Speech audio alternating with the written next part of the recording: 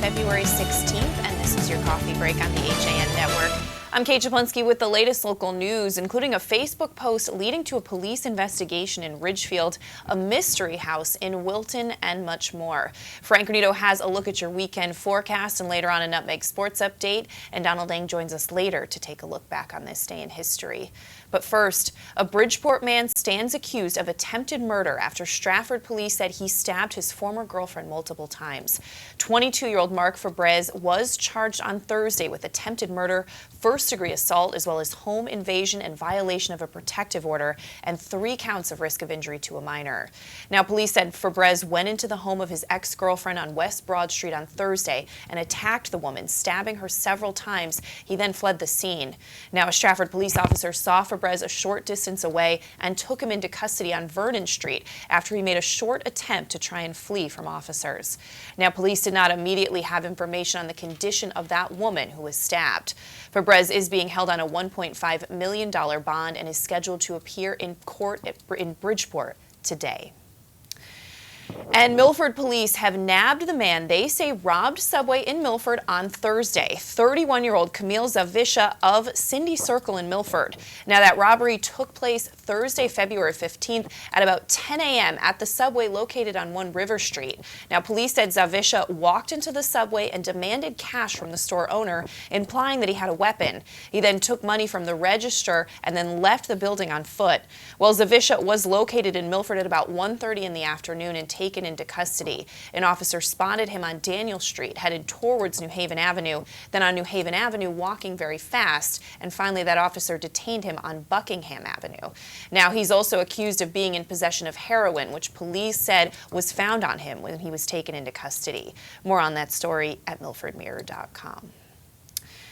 And a student's Facebook post had Richfield school authorities and police scrambling early Thursday morning, February 15th, but they say now there's no risk.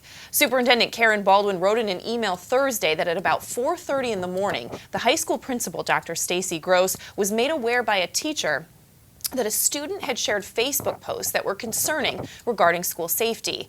Now, Dr. Gross contacted Baldwin and they promptly contacted the Richfield Police Department. The police conducted an investigation and concluded at 6:10 a.m. that the message was benign and there was no threat or risk to the safety and security of Richfield High School. Well, Richfield Police Major Stephen Brown confirmed that investigation. He said Richfield school officials alerted our department to a disturbing social media post. Officers investigated that post and interviewed the party involved. He said officers concluded there was no threat to the school community. Well, school authorities haven't yet responded to questions from the Ridgefield press about that incident, but speculation among some students is that the incident was triggered by one post in a long line of student reactions to the school shooting in Florida on Wednesday. The post, reportedly along the lines of "Don't go to school tomorrow," was said to have been made on a Facebook group informally associated with the Ridgefield High School senior class in a context where many students were expressing horror at the slaughter that took place at that Florida high school. Much more on that story at theridgefieldpress.com. And in other news, take a look at some video shared by the Fairfield police who are trying to identify a bank robber. Now, the Fairfield Police Department is investigating a robbery that occurred at Key Bank on the Post Road at 11:30 a.m. on February 7th. That suspect entered the store and passed the clerk a note that indicated that he was committing a robbery. Well, the suspect left out the back door of the business with an undisclosed amount of cash, and that clerk called police immediately. Nobody at the scene was injured, and the incident was captured on surveillance cameras within the store. That suspect is described as an African-American male wearing dark sunglasses, blue gloves, a dark-colored hoodie, dark pants, and tan shoes.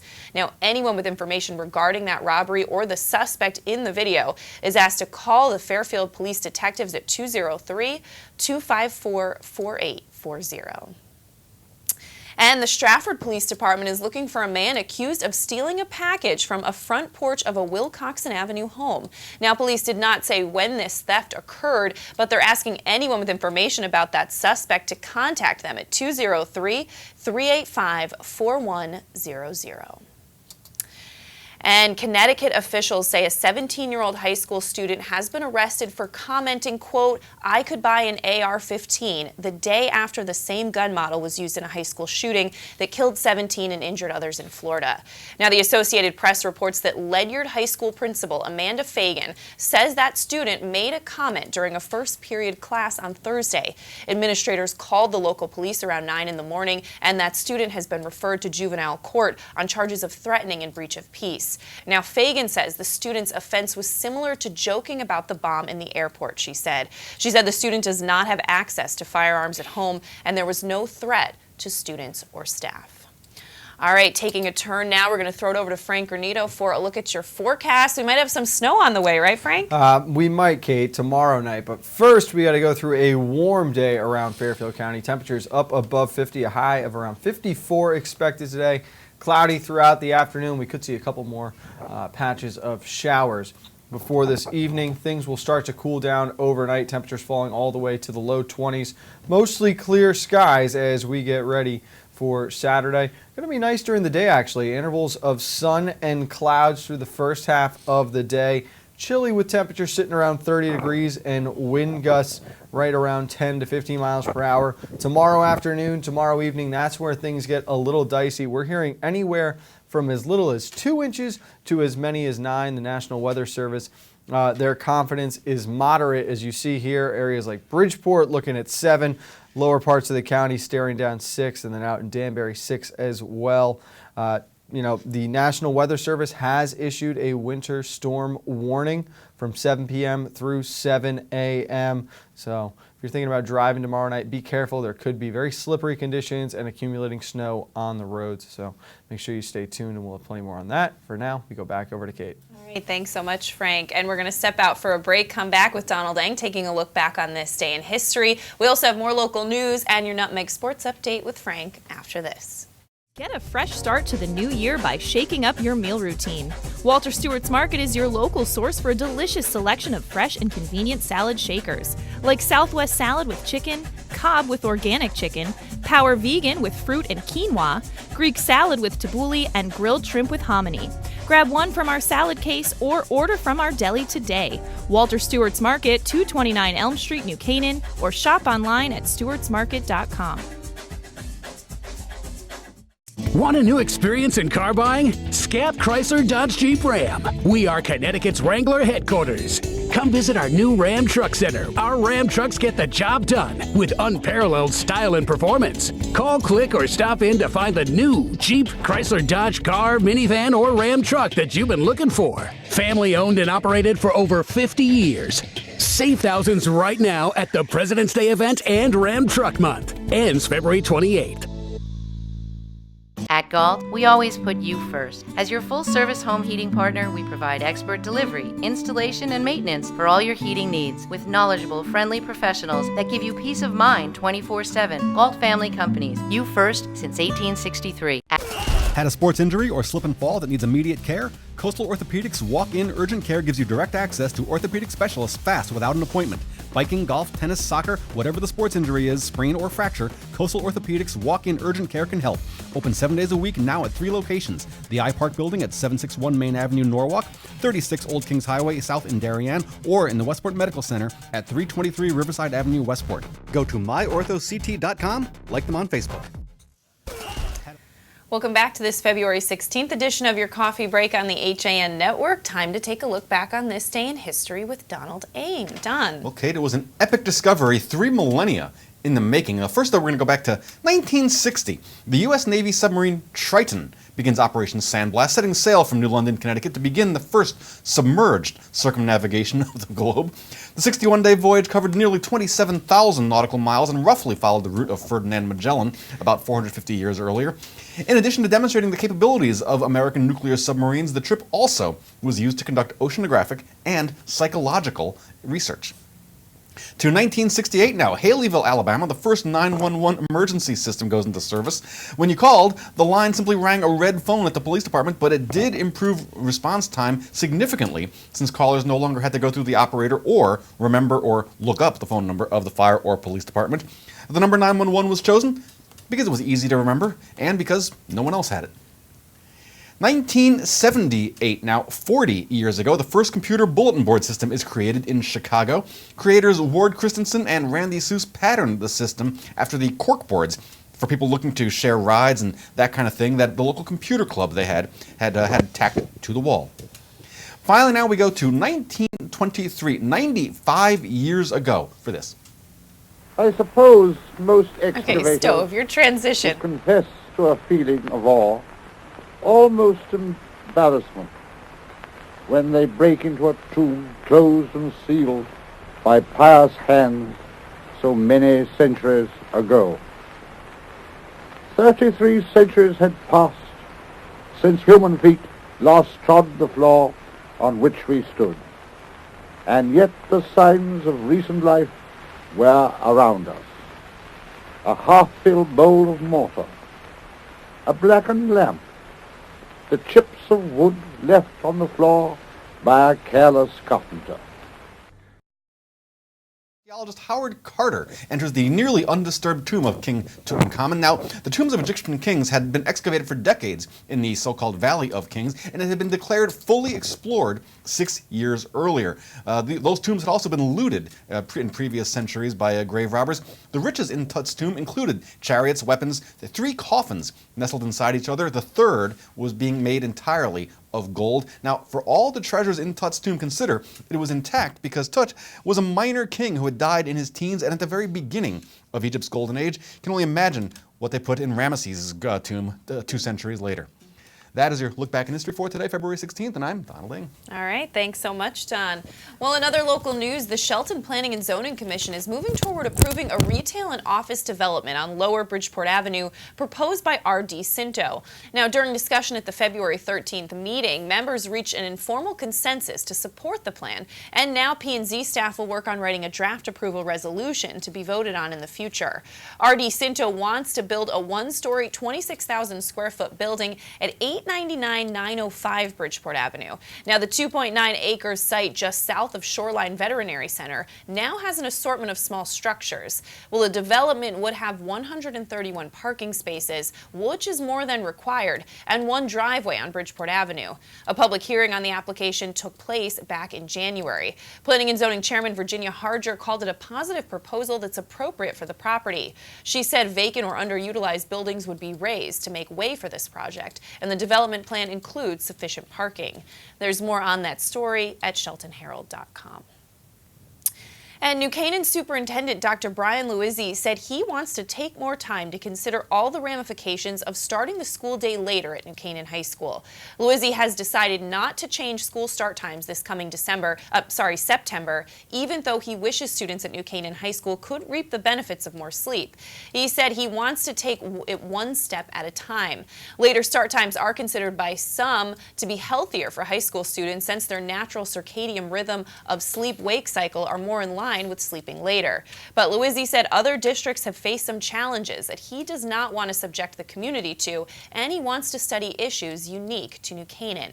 More on that story at ncadvertiser.com. And an application proposing to divide an Old Farm Road estate near Darien's Tokenique tax district into 4 separate building lots has raised concerns among residents of that private neighborhood. The applicant doesn't propose any changes to the existing buildings, but is looking to make the estate more appealing to potential buyers by dividing the property into individual lots of more than an acre. Now, there are already 4 families living on the property, and the project would add new driveways facing Old Farm Road and Homewood Lane for accessing those separate lots. Now, the applicant, the estate of Ann C. Carey, also owns another property adjacent to that subdivision area. During public hearings for that property, residents of Tokenique expressed concerns that subdividing the property for new developments could adversely affect traffic and drainage in their neighborhood and impact their ability to maintain private portions of those roads. Much more on that story at DarienTimes.com. And in other news, historians in Wilton have a bit of a mystery on their hands and are looking for the public's help. Now, the Wilton Historical Society recently received this photo from Tabor Gregory, who found it while looking through a collection of photographs in his home. Gregory believes that picture was taken in Wilton, and now the Historical Society is seeking the public's help to identify that home. They're asking anyone who recognizes this home or has any information to contact the Historical Society at 203-762-7255. 888-557. And if you're looking to add to your family, a pair of dogs named Papa Bear and Baby Bear are available for adoption in Strafford. Now found roaming together, Strafford Animal Rescue says that they have a special bond, and if possible, they'd like them to find a home together. Now they are both extremely sweet and friendly. They appear to like other animals and would make excellent family pets. Now both are neutered and have tested negative for any diseases and are vaccinated and microchipped. Now the adoption fee is $15 for each qualified applicant. You can visit both dogs and the other animals available for adoption at Strafford Animal Control. That's at 225 Beacon Point Road. For more information, you could also visit straffordanimalrescue.org.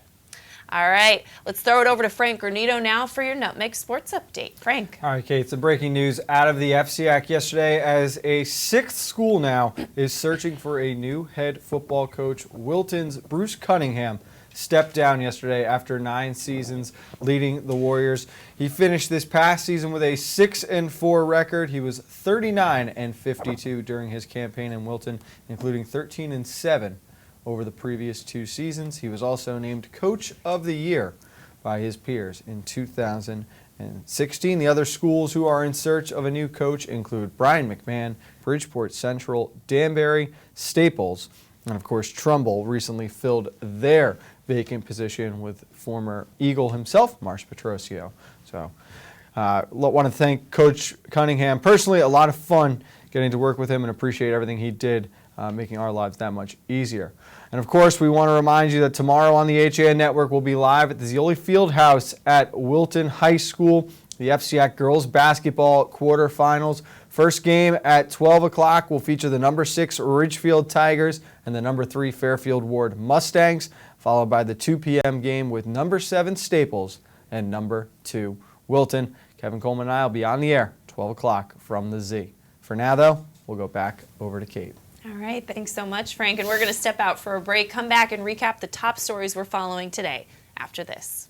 Voted best gourmet to go in Fairfield County, Palmer's extensive menu offers everything you'll need to make your next event easy and delicious. Whether you're hosting a small get-together or planning a large celebration, they've got you covered breakfast through dessert. Order online at palmersdarien.com or call 203-655-2077. Yeah, Dad. Kyle, I need you to update the financial statements. I took care of that yesterday, Dad. Mac, I need you to get those deals approved. They're all done, Mr. Miller. Jeff, I need you to order lunch for the meeting. They can't do a thing without me.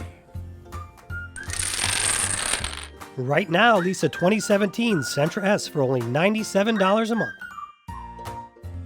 I'm never going to retire. UK Gourmet is the largest specialty grocer in the area, featuring food from England, Ireland, Scotland, and Wales. Over 80 teas to choose from and a brilliant assortment of biscuits to go with them. Over 70 cheeses from grass-fed cows, which makes a smashing difference in taste. The creamiest chocolate you'll ever taste using no artificial colors or preservatives. So say hooray for UK Gourmet, 78 Stony Hill Road in Bethel, or visit ukgourmet.us.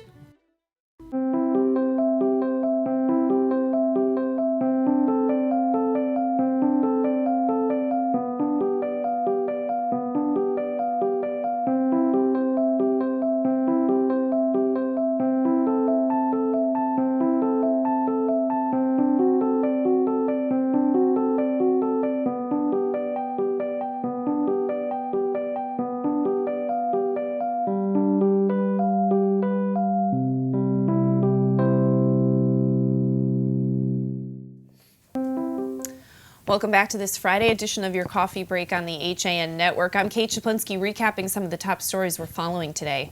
A Bridgeport man stands accused of attempted murder after Strafford police said he stabbed his former girlfriend multiple times. 22-year-old Mark Fabrez was charged on Thursday with attempted murder, first-degree assault, home invasion, violation of a protective order, and 3 counts of risk of injury to a minor. Police said Fabrez went into the home of his ex-girlfriend on West Broad Street on Thursday and attacked her, stabbing her several several times. He then fled the scene. Now, a Strafford police officer saw Fabrez a short distance away and took him into custody on Vernon Street after Fabrez made a short attempt to try to flee from officers. Now, police did not immediately have information on the condition of that woman who was stabbed. Fabrez is being held on a $1.5 million bond and is scheduled to appear in court today. And Milford police have nabbed the man they say robbed Subway in Milford on Thursday, and that's 31-year-old Camille Zavisha of Cindy Circle in Milford. Now, the robbery took place Thursday, February 15th at about 10 a.m. at the Subway on River Street. Now, police said Zavisha walked into the Subway and demanded cash from the store owner, implying that he had a weapon. He took money from the register and then left the building on foot. Now, Zavisha was located in Milford at about 1:30 in the afternoon and taken into custody. An officer spotted him on Daniel Street headed towards New Haven Avenue, then saw him walking very fast on New Haven Avenue and finally detained him on Buckingham Avenue.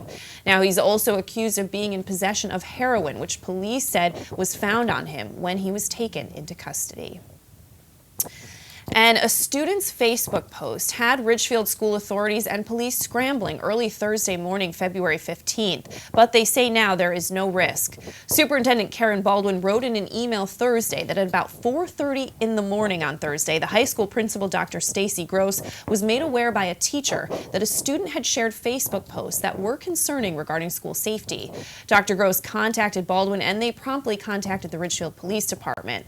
Well, police conducted an investigation and concluded at 6:10 that morning that the message was benign and there was no threat or risk of safety and security of the Richfield High community. Now, Richfield Police Major Stephen Brown confirmed that investigation, and he said Richfield school officials alerted our department to a disturbing social media post. He said officers investigated that post and interviewed the party involved. Officers concluded there was no threat to the school community.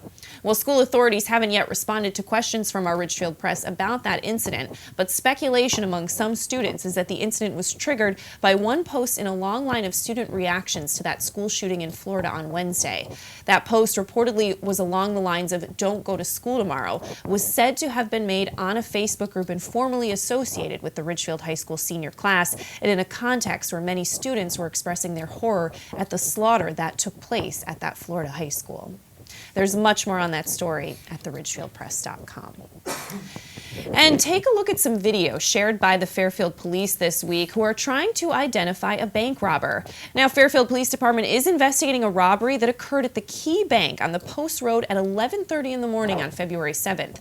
That suspect entered the store and passed the clerk a note that indicated that he was committing the robbery. The suspect left out the back door of the business with an undisclosed amount of cash, and that clerk called police immediately. Now, nobody at the scene was injured, and the incident was captured, as you can see, on surveillance cameras within the bank. The suspect is described as an African-American male wearing dark sunglasses, blue gloves, as well as a dark-colored hoodie, dark pants, and tan shoes. Anyone with information regarding the robbery or the suspect pictured is asked to contact the Fairfield Police at 203-254-4840.